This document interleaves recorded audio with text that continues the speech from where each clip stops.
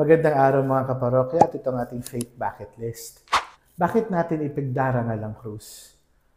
Bukas po, September 14, pagdiriwang natin ng exaltation of the cross. Pinagdarangal natin ang krus ni Kristo. At bakit?